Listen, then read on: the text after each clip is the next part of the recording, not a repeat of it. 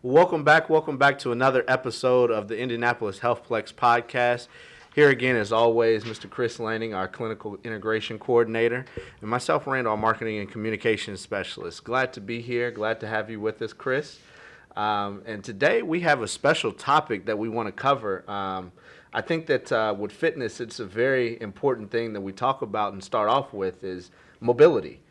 I think that that's a big thing is how do we be mobile and how can we get more mobile if we're not mobile? So, Yeah, so I'm really excited to be joining you again today, Randall. This is a really good topic that I think a lot of people have questions about. How do I increase my mobility? And the thing about mobility is, people ask this from a young age. They'll ask this from a middle age, maybe you're in your 40s, 50s. And then as you age, it's so important that you increase your mobility and make sure that that continues to be a part of your everyday lifestyle, to work on flexibility, make sure that you're able to go through full range of motions through your shoulders, your hips, and make sure that you have just overall good flexibility in order to do exercise. So, absolutely, absolutely. Well, don't want to waste any time. Let's dive into it if you want to. yeah. What I guess the first question or what we can talk about, what really is mobility? Yeah, so we kind of group things into three different categories, and we're going to touch on this on different segments that we do, but we talk about strength, mobility, and stability. And so we always preach about those three things because you need all three things in combination. If you lack one thing, then you're not able to maximize an exercise. So, for example, if you have good strength, but you don't have good mobility, you're not going to be able to do full range effectively. So for example, if you're doing an overhead shoulder military press, if you have shoulder issues, in the past you've had shoulder issues, maybe you have some sort of impingement, maybe you've had rotator cuff issues in the past, and you're trying to lift weight above your head. A lot of times that's where people fall into these the bad side of things when it comes to exercise, where they have pain, they're trying to get rid of pain, but under that philosophy of no pain, no gain. That's not always a good thing to go off of. When it comes to strength, yes, sometimes you need to work a muscle in order to get better strength, and you're going to feel that soreness. But when it comes to mobility, if you're putting weight over the top past 90 degrees, over the shoulder height, you want to make sure that first you have the range of motion through your shoulders in order to do that.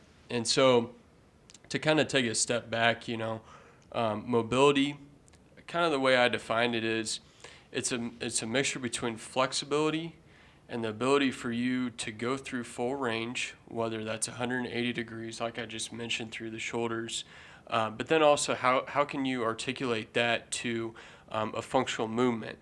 So we'll talk a lot about this, but if you're going through a functional movement, say you're doing a squat, or say you're doing a monster walk where you're down into a squat position and you're moving side to side, if you don't have good mobility, you're not going to be able to go down in your form, and technique are going to be therefore compromised because of that.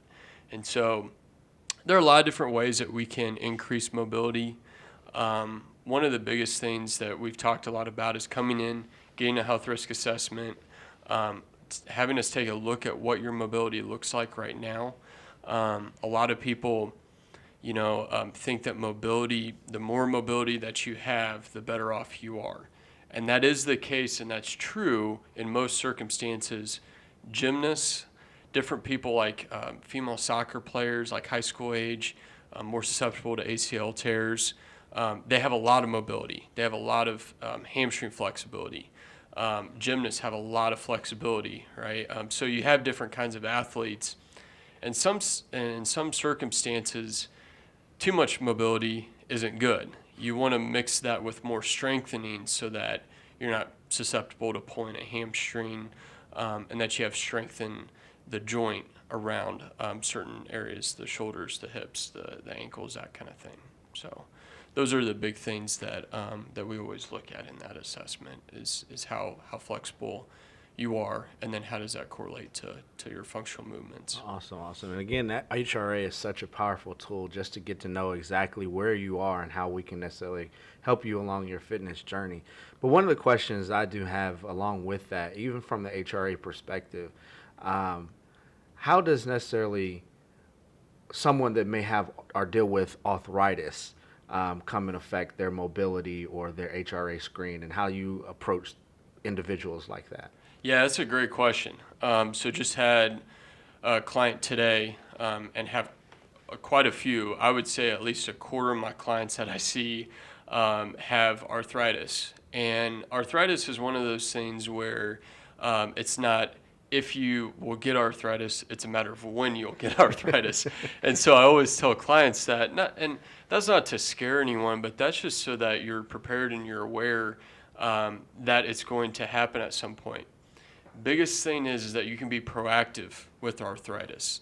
And you're exactly right, Randall. Arthritis plays a huge factor in mobility because around the shoulder capsules, the capsules around the labrum of your hip, your shoulders, different areas of around those joints, when they have arthritis, they won't be able to move quite as well.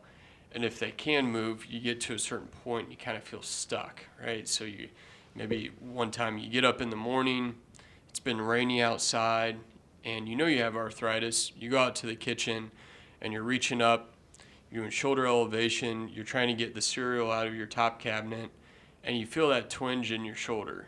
And, it's like starting up a car in the winter. I use this example a lot. You're not going to start your car up and just go. You're going to let it warm up first. And so it's the same concept with arthritis when it comes to mobility. You need to ease into different movements and not go 0 to 100 miles an hour, or else you're going to not like yourself, or not like me if I'm working with you, if we ever did that. But we gravitate into those movements. So a perfect example of that, had a lady that I'm working with, and we see her 3 times a week, Monday, Wednesday, Friday. And she came in, we did an assessment with her. We noticed that one shoulder was not as flexible. Her range of motion, when she elevated both above her head, one side was lagging behind the other side. Never has had rotator cuff surgery, never has had any kind of impingement history, knows that she's got arthritis. She's 79 years old. But her biggest thing is, throughout the day, it feels pretty good once I kind of get it loosened up and once I get it warmed up. In the mornings, it feels terrible. And mainly because I sleep on it, and that can be another factor, sleeping, your position, your biomechanics.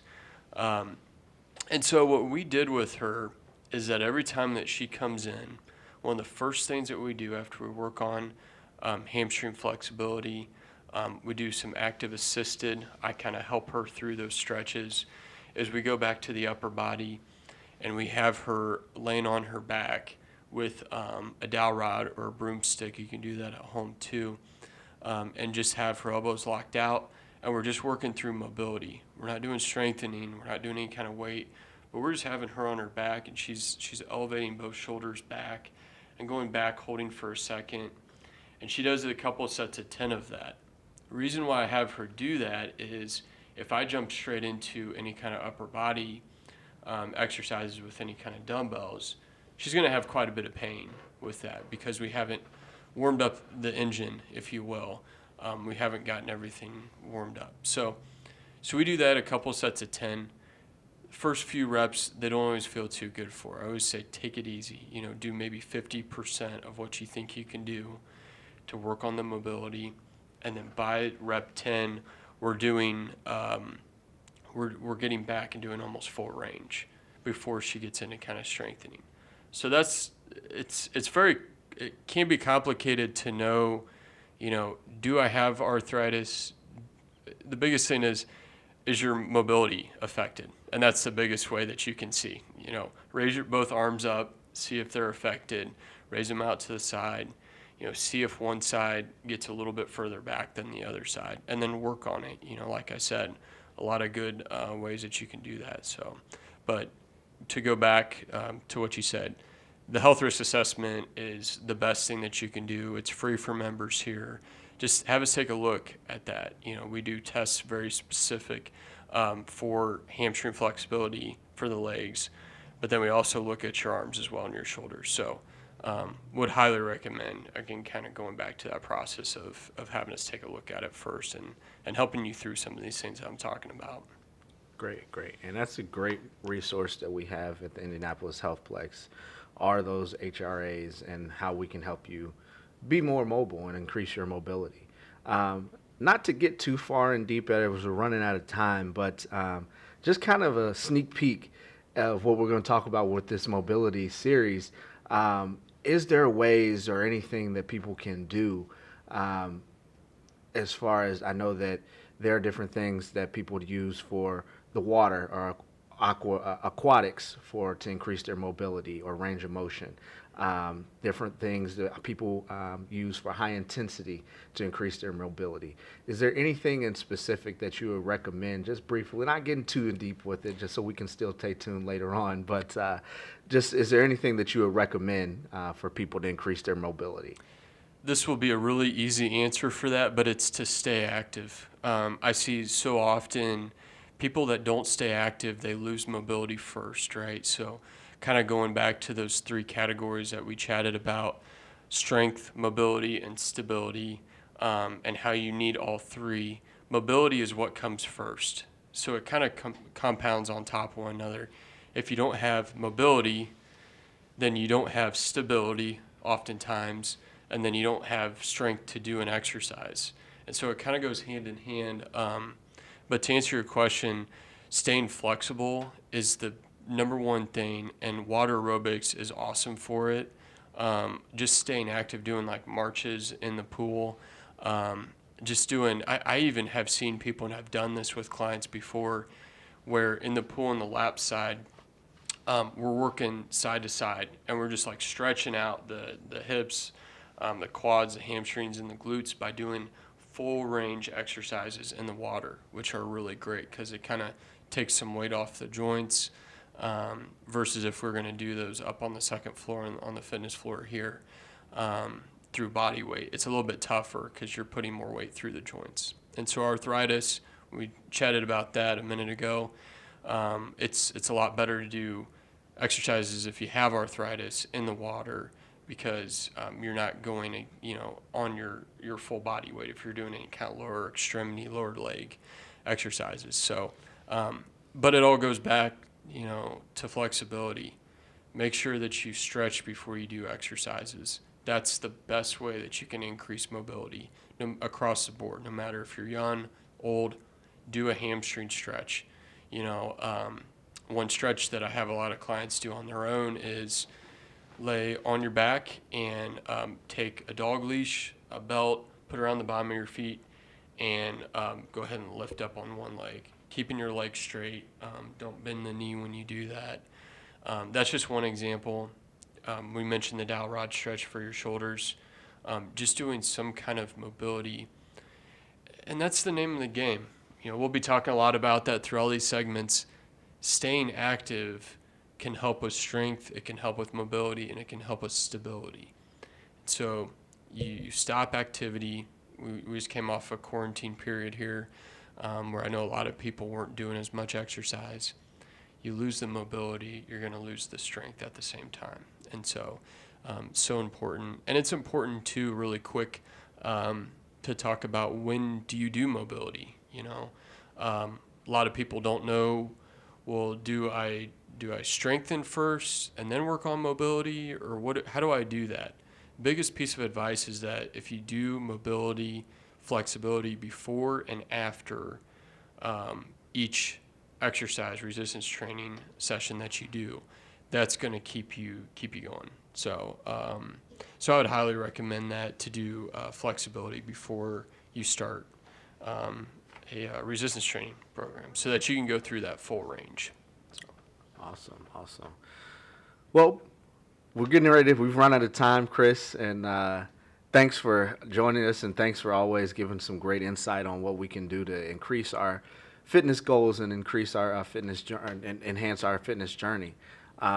As always, as we're coming out of quarantine, Chris mentioned it earlier, stay active. That's the biggest thing that we can do to increase our mobility, increase our overall fitness. But stay active, be healthy, and always we're here for you. Join the Indianapolis Healthplex. We're here at 3660 Guyan Road, Indianapolis, Indiana. Would love to have you a part of the family that we have here at the Indianapolis Healthplex. And then always come and join and get one of those HRAs so we can see where you are and we can help you achieve the goals that you want to have. Chris, thank you again for being Thank a you, part. Randall. Yeah. Any this is last fun. words that you want to add? This is a lot of fun, and like Randall said, come into the facility. If you're not a member, just come in and talk with one of us. We'd be happy to just talk about any kind of goals that you may have. Mobility is a huge thing, and we'll get into that in future segments here. All right. Well, thank you again for tuning in to the Indianapolis Healthplex podcast. Join us next week as we will continue our series on mobility. We will talk about your age and how that affects your mobility from that standpoint. So thanks again. Look forward to seeing you next time.